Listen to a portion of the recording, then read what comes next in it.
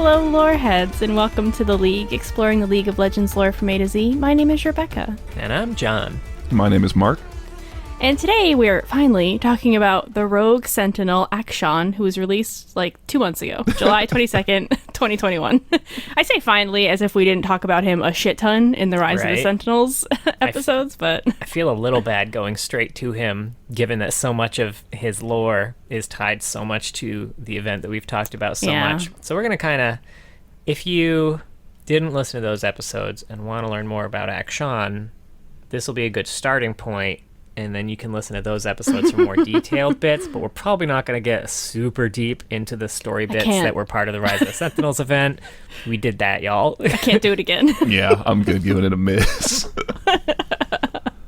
I honestly didn't even want to do Akshan yet. I was like, let's get through the H's, the K's, the I's. Give him some time for some sweet AUs. It's not going to happen, but... Yeah.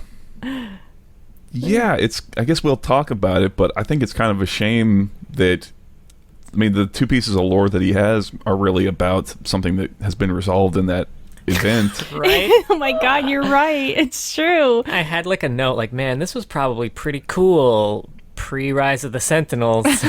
Yeah. Well, maybe we should go through them and then we can talk about them, because I think it's the Ruination continues to ruin, or Rise of the Sentinels, whatever it's called. They both work. So Akshan has just a bio and a short story on the universe page. We wanted to do Akshan much earlier, but he didn't have a short story on the universe page for a really long time. So we're like, we're not going to just do the bio. Yeah. We wanted to wait for the short story. And now he's also got, a comic and a cinematic, which is not linked on his universe, but he's got them. Okay. Well, he's in them. I wouldn't say they're Akshan comics or cinematics. He's in a few scenes of them. Featured extra. I could do the bio. I have notes on both of them, but sure, whatever this is we by like. John O'Brien. The bio is? Yeah, which isn't linked on... No, it's not. It's not linked on Universe, but yeah, the it's wiki by John O'Brien. Yeah, the League Universe never credits the bios with the writer. Yeah, that's a little strange, isn't it? I guess because it's less artistic expression. But not really. But it's still a... someone still wrote it. There are good ones. That's also true. That's a fair point. News stories aren't artistic a lot of the times, but, you still credit the writer. All right, so, Akshan's from Shurima. He was raised on the streets of Marwi? What do we think? I like Marwy. I like Marwy. Marwy? I think it sounds better. Akshan spent much of his time sticking up for the little guy. He had trouble sitting back while people were being mistreated. This gets him beaten pretty badly one day, but he's saved by a woman named Shadya, who he finds out is a Sentinel of Light. I'm still it still just makes me so disappointed. Get a bad taste in your mouth. Oh, cool. Yeah.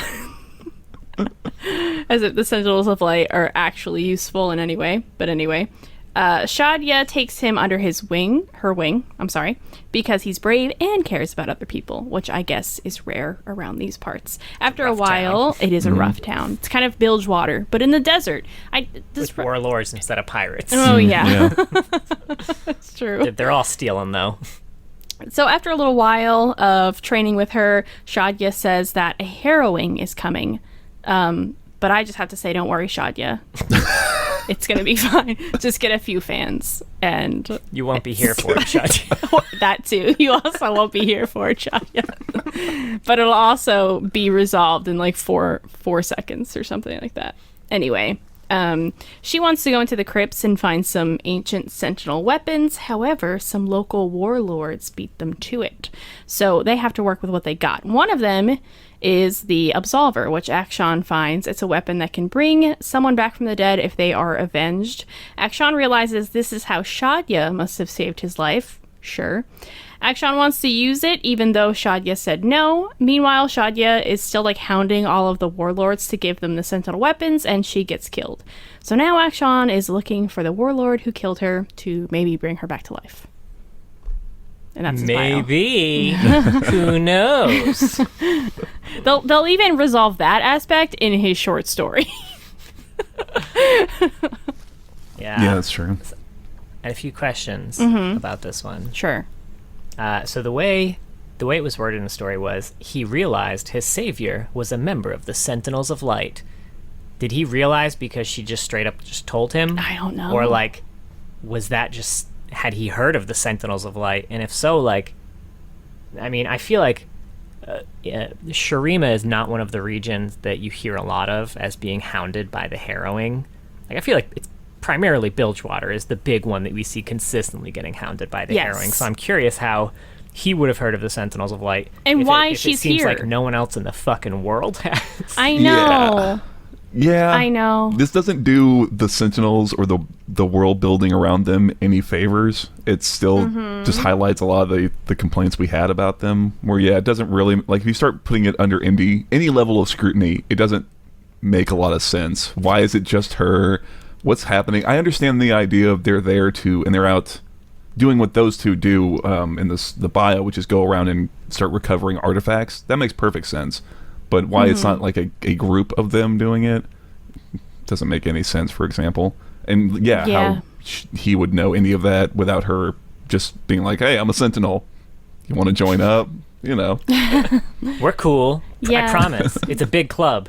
You won't meet anyone else, but I promise. It's Riot's running into this problem where if they want to add something massive to the lore, they kind of can't because it just doesn't fit anymore.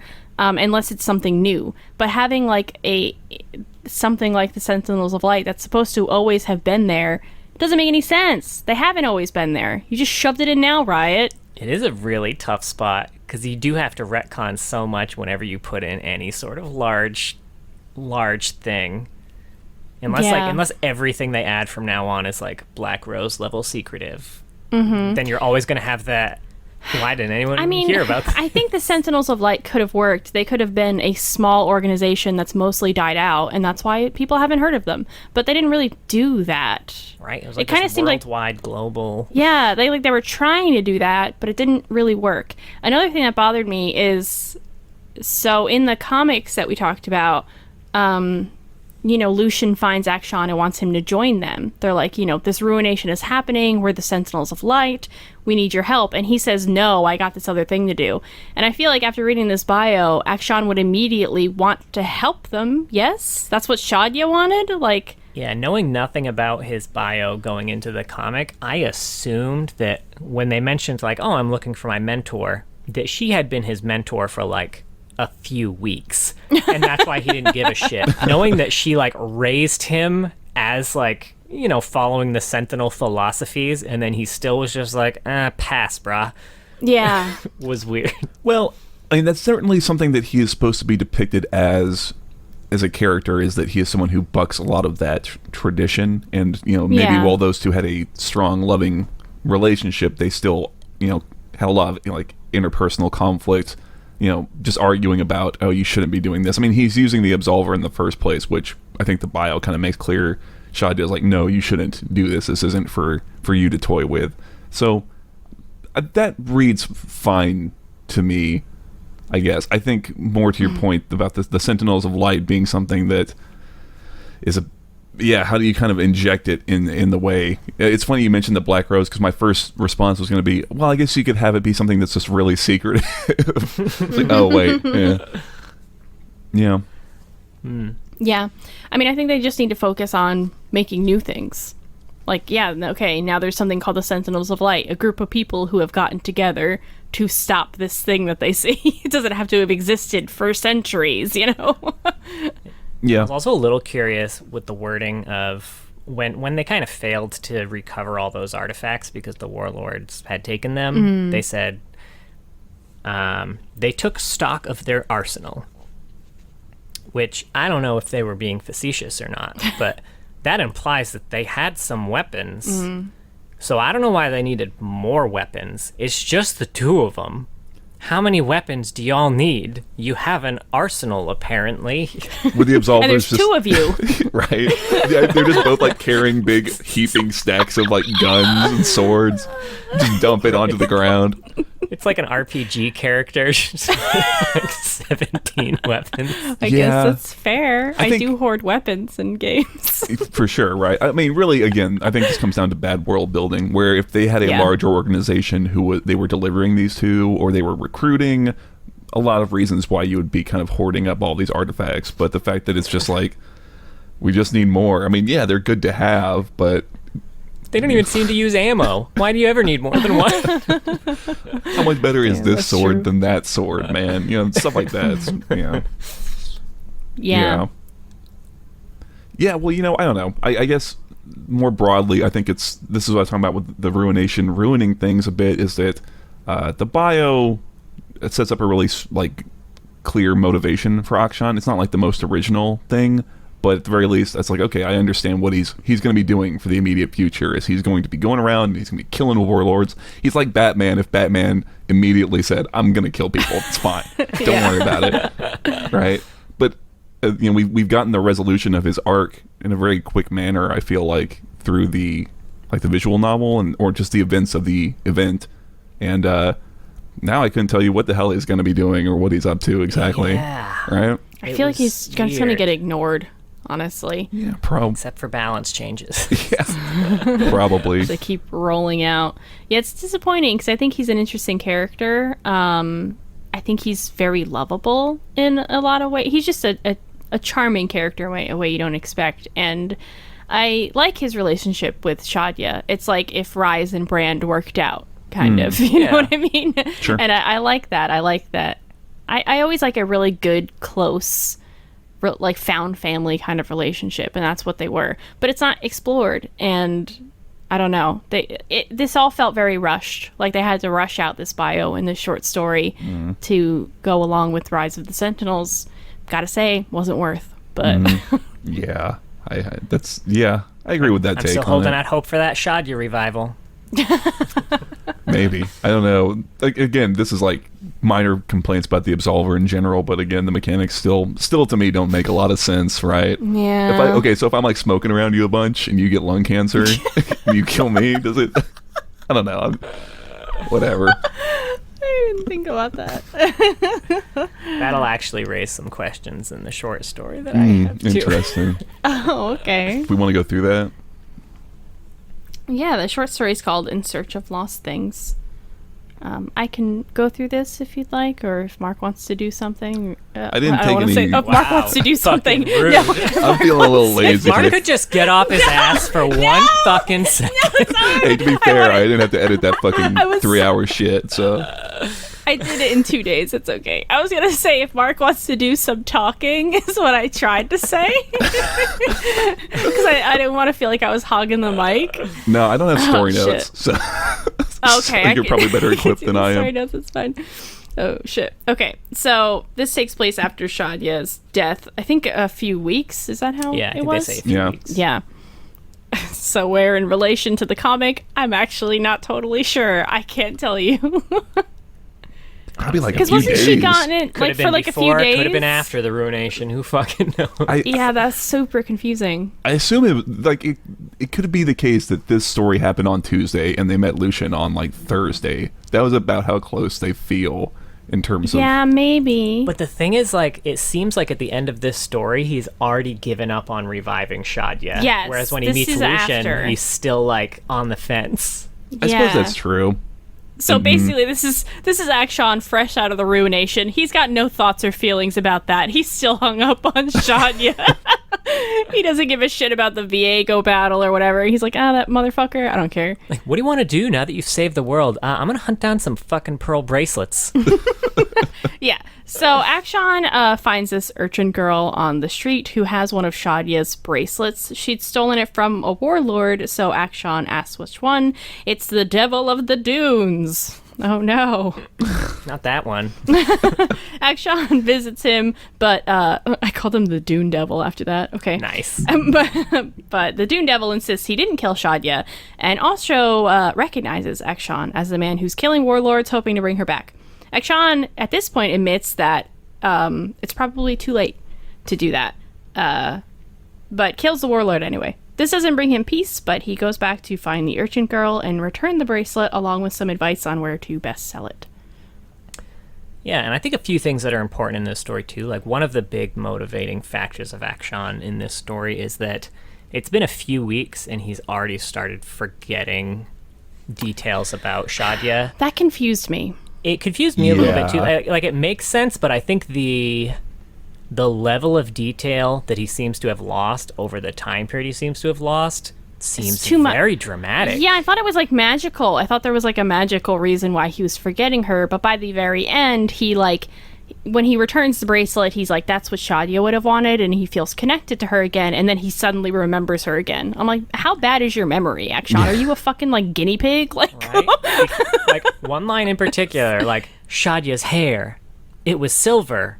Right? How do you not forget her hair color in 2 weeks? Very distinct hair color. Okay, so here's where I thought that might have been going, because it mentions in the warlord's like bedroom that he sneaks into, he's got pet rats or rodents with like white hair, and I thought maybe it would be the case that this warlord that was kind of the way of proving this warlord was telling the truth. He had nothing to do with any of it. Like, oh, this is just rat hair in the thing. Mm-hmm. I mean, that was the impression I got too. Yeah. Because it was weird to specify that his rodents had flowing silver hair like that. That's a detail that probably wouldn't have warranted a mention otherwise. Yeah, it feels like it. But okay, so here's the other thing about this idea. Aside from them just trying to do the thing at the end where, now he remembers her. I know in that Viego story that she won, that's something that Viego is going through with Isolde, where he can't, like, it's been so long that he can't even really remember the details of her face.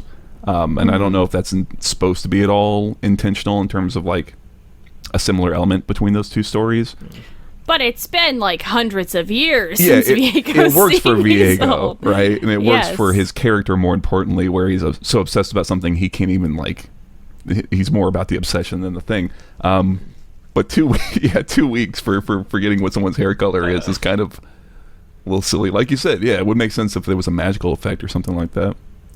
I did like the line that they had to kind of hand wave it away. It was a good line, even though I don't think it exactly explains this level of loss. But they did say, in reference to his memory loss, they're like, was it his own doing? Something deep inside trying to protect him by eroding all traces of a standard he was failing to meet? Which I kind of liked as like Shadia was always that shining beacon that he was never going to live up to, was probably never even going to try to, and maybe that's why. Again, I don't think it would be to that level, but I like that line. I see what they were going for. I think it was just over dramatized is all it was. Is they were trying to convey that, her image is a little fuzzy now, but they really leaned into it a little too much. Sure. Maybe it's just that line even. Maybe if it was something less, something like a detail that would be easy to forget, maybe that would help sell it in a better way. Yeah. Yeah. Maybe that's it. What's her name? Shabu? What? Shavana? No, hang on. I do also like when he confronts the warlord and he's like, I know you. I've heard all about you and what you do. You think you can kill me and bring her back. Like, Akshan, man, you gotta keep the lid on your plan here. You were talking way too much if some random-ass warlord knows that you're killing people to try and revive your dead mentor. The why. Knowing the why is a bit... Yeah. He just tells everyone. He might have. Also, question about the Absolver. Who do you think got revived when he shot the warlord? Because that bitch has killed someone pretty recently. Right? Did someone just wake up in the ground? Oh my god. Just like, that would die again? That would be a great little, like, sort of like framing thing. Like at the start, you have a guy get killed, and then at the very end, it's just a scene of like, him waking up and being buried in the dunes or something. I don't know, but yeah. Oh, that would have been cool. That's a really funny idea. That's a good point, though. thinking. I didn't even think of that. Man. I like the warlords' names. Him and the one, I don't remember what the name of the other one was from the event, but they have cool names. I wish this Marwai place was more fleshed out, because I like the idea of a Shuriman Bilgewater. I did look up to see if there were any, because I know that the wiki and universe has random details about certain cities, but this wasn't one of them, unfortunately. It's definitely a more interesting part of Shurima than Azir's bullshit. This story, by the way, was Josh O'Brien. I forgot to credit him. Yeah, he did bio and short story. Oh, okay. I'm done. Nice. No. Oh, okay. Jesus. Now, like we mentioned, these aren't specifically linked on his universe page, but he is also in the cinematic Absolution, which this is kind of the exciting conclusion of the Sentinels of Light event. The thrilling conclusion. And if you missed all of it, just watch the cinematics and call it a day. Akshan starts out the cinematic by being comically useless in the fight against Viego, sneaks into a portal behind Viego, and actually uses his revival gun to revive Senna and Gwen, who were killed when pieces of Isolde's soul were ripped from them. Sure. Or it could have been the fact that Gwen got super stabbed, and maybe that's why she died. But anyway, after that little bit of necromancy, he also pops up at the end to try and put an arm around Vayne, famous dark magic hater. Yeah. He's too good for Vayne. Get out of there. Run. And then he is also in the Steadfast Hearts comic by Ian St. Martin. Basically, he's in issues 5 and 6, which are the last two of the series. This just tells the story of Lucian meeting Akshan while searching for the lost Sentinel, who is Shadya. Akshan tells Lucian about the Absolver, refuses to help because he's got to look for Shadya's killer. Little detail I actually missed the other week, but apparently Viego was listening to their conversation the whole time, because he just responds to after Akshan walks away. He's like, "You wouldn't understand what it's like." Then Viego just pops up and he's like, "But you do understand what it's like, don't you, Lucian?" Like, was he listening this whole time and did not find anything interesting about the fact that this dude walking away had a gun that could literally revive people? Someone. That's no. your one thing, Viego. Uh-oh. That's a big fucking oops. Anywho, moving on from that. He's just always there. Just like a parting shot, just in the ass of this event. Another reason why this thing was bullshit. So then Viego summons Wraiths to kill Lucian, and then Akshan returns and revives him by killing the Wraiths. Then he goes with Lucian and the rest of the Sentinels to fight Viego and never uses his reviving powers again. Yeah. So we don't really know what became of Akshan or what will happen to him. We apparently do know what became of him. He went back and That's killed that true. fucking warlord, gave some extra pearl bracelets to that little girl, And now maybe he'll open up like a tea shop or something. Maybe. That'd be fun. Well, have you looked, funny enough, in Legends of Runeterra, not to do with tea shops, Ooh. unfortunately. No. That's an AU for you to write, but there are a few cards where it seems like, I don't know if this is before or after the event, but he's tooling around with a group of it's like a little thief team, like pulling heists against other warlords. So that might be what he's up to now, kind of leading that'd be fun as hell. Tagging along. Mm-hmm. Yeah, it made me kind of wish I wish we got a follow-up story, here's where they are now type thing, right? Yeah, dude, a heist story with Akshan and his team of bandits would be so good. That'd be fun. I want that short story so bad. Yeah, right? That would be a lot of fun. The Italian job with Akshan. Yeah, the Shuriman job. Write it. Oh shit! Fund it. I love it. That might be it for Akshan's normal shit. Yeah. Yeah. Canon. That's the word. He's only part of 2 AUs. He's part of Cyberpop, and that's his Cyberpop skin in normal League. In the vibrant underground of Sound City, hackers, skaters, rebels, and rogues band together away from the prying eyes of powerful cyber corporate overlords. And this one is Cyberpop Akshan. The neon rogue of Sound City has become the hero of the underground, largely due to his bravery, his wit, and his uncanny ability to sneak into highly secure corporate buildings without being detected. Being charming as hell doesn't hurt either. Okay. Remember that line as I go into our next AU. Before that, Battle Academia. Oh. for the Cyberpop one, I know Zoe has one. Is she the only other one in this little world? I think she's the only other one far. That's a damn shame, because I think this is a really cool idea. I think this is going to be one that's going to see more skins in the future. I hope so. Dope. It seems like a really fun twist on the project skins are cool, but this is like an actual really fun, unique kind of twist on the cyberpunk aesthetic. So Yeah. And they had to distance themselves from cyberpunk this past year, so maybe we'll get more cyberpunk in the near future. It's cyberpop, John. Different. Yeah, right. Cyberpop. Okay. So he's also part of Battle Academia, but exclusively through Wild Rift. So when he got released in Wild Rift, he got a Battle Academia skin. In normal League, he got the Cyberpop I gotta skin. look this up because I feel like I did not know sexy. Yeah. Set in a world where champions go to a school that cultivates the next generation of superheroes. This is Battle Academia Akshan. Durandal's latest transfer student has made quite a splash in the battle club. Underhanded opponents have quickly discovered that Akshan will throw himself into the fray to give his clubmates the upper hand and win the day. His moral compass makes the daredevil a welcome advocate for the rest of the second years. His good looks don't hurt either. Being charming as hell doesn't hurt either. Oy.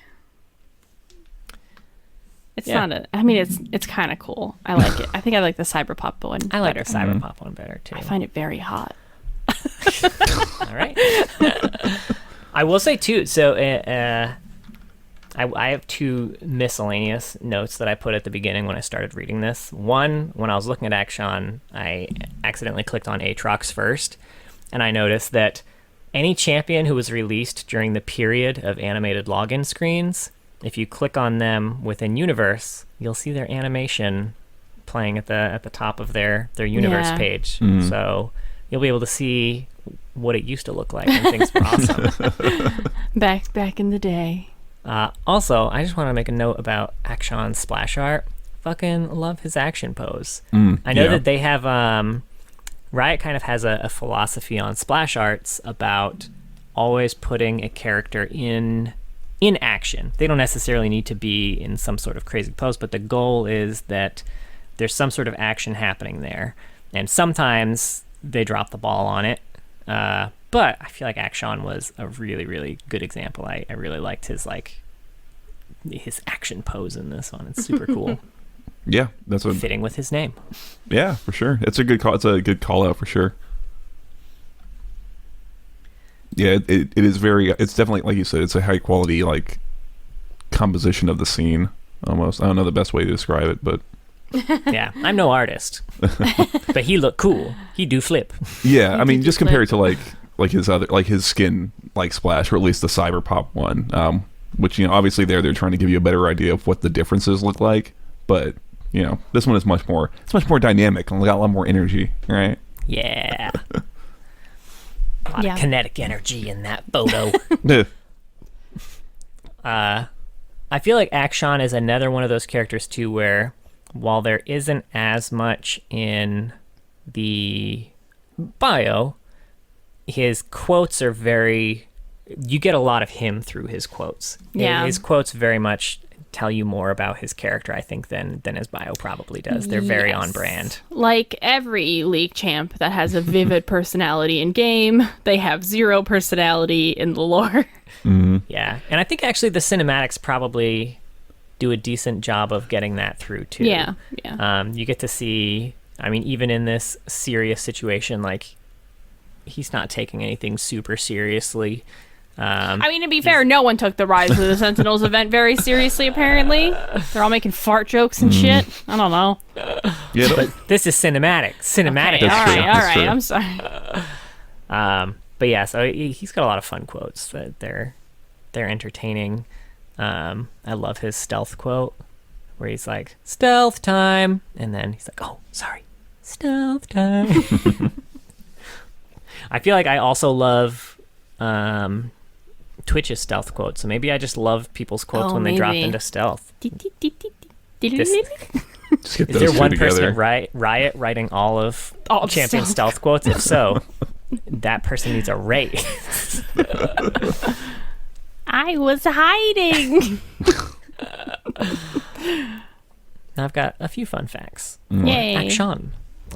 First of all, voice actor is Sunil Malhotra, and his dance is based on the music video for the song Malhari from the movie Battle Bajiro Mastani, which if you haven't seen the music video, that shit goes hard. And when I was watching the video to see like where his dance kicked in, it's literally like the last 5 seconds Oh, really? of the music video, which is why I saw the whole thing. That shit was pretty tight. So yeah, look it up. He's also one of only 22 champions with no AP ratios on any of his abilities. I'm surprised. He's got so much other stuff in his kit. Might as well just throw it in there. I was Fuck going to it. say, give it time. Just throw one in. Why not? Just for, you know. They'll add it in there. He's Yeah. also the first champion to be released for League, or at least revealed for League, Wild Rift, and Legends of Runeterra at the same time. They really wanted him everywhere. Yeah. Yeah. More's the pity, I guess. Well, no, that's not true. He's also in TFT, but I don't think that was... I feel like he was in TFT before they released him live, like by a pretty significant amount. Oh, really? No, that's interesting. Weird. Well, Yeah. not like revealed him, but like before he was... Yeah. I could be wrong about that, but but I'm doubling down. Okay, John. I might be wrong, but double or nothing. But you might be right. Eh? But yeah, that's pretty much all we've got for Akshan. He's a new champion, so there's not a lot of AUs, there's not a lot of short stories, and we just talked about a lot of his other things recently. So this one's going to be a little shorter than normal. But yeah, that is our boy Akshan. It's nice. I feel like I'm still somewhat emotionally drained from Rise of the Sentinels. Yeah. Even though we had our Heimer week. I know. Even still, just like the essence of it wafting off of Akshan's a little like, I'm getting That's true. lightheaded. It's like, oh man. The fumes. We needed more than just the Heimerdinger detox, I guess. Right. Yeah. Well, it's all good. Maybe he'll get some lore updates at some point, and we'll come back to a fresh and new purposed Akshan. Yeah, I'm curious what the rule was going to be for me in AUs. I think 3. Once someone has 3 additional AUs to talk about, maybe The I'll hat bring him trick. in for yeah. Which honestly he probably will have soon. I feel like he gets a lot of play. He's a sexy champ that lends himself to a lot of skins. Yeah. And a lot of people are probably buying him. So my guess is we'll see another 3 Akshan skins. What month is it? September? Yeah. I don't know. End of year. John, Ooh, wow. I think there's going to be 3 That's an skins aggressive by the end of the year. Wouldn't it be Doubling down. I might be wrong, but doubling down. All right. Do we have any final thoughts on Akshan? No, it's just kind of a shame that I thought he had a perfectly workable motivation that it just is already like dead kind of out the gate because it's all resolved within the lore. Yeah. It didn't get a lot of time to stew. Yeah, actually, I will say that's one thing. When they did the Bilgewater event, they specifically rewrote bios so that people whose motivations were destroyed by that event could have new motivations and continue on. But they released this bio with it. So I was kind of hoping for a bio update after like post event. And I don't know if that'll be coming and it just hasn't shown up yet, or whether they're not planning something like that. But that was something that I really liked about the Bilgewater event, was updating it so that the people who missed out on the event would still be up to date on what's going on with this character. Yeah. Yeah, that'd be nice. So fingers crossed. All right. I think that's it for poor Akshan. He doesn't have much else yet. But thank you so much for listening. You can find us on Twitter. We're at Loreheads, and we also post these on YouTube. Yeah. I don't know why I thought I was going to say something else. Nailed it. And thank you to everyone who's reached out on Twitter and on YouTube to say nice things. We always share it with each other whenever we see a nice comment. We get really excited. Yeah. Make our day. Yeah, appreciate it. Yeah, so that's always super nice. You don't have to say nice things. You don't. We will like the nice ones. Yes. A little better. If you say mean things, I will not like that.